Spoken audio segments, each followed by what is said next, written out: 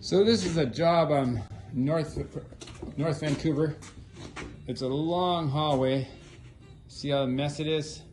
Got wet, so they tore out all the pad, and I have to take the staples out.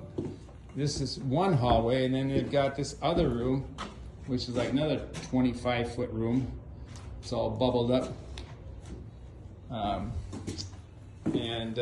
There's another room here. I have to tear out the tack strip. The tack strip was underneath the baseboard, so I couldn't stretch it to the baseboard, to the tack strip. There's another room down there. Plus I did a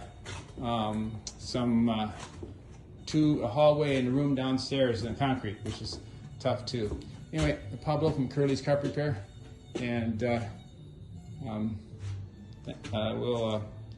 give you the rest later when it's done.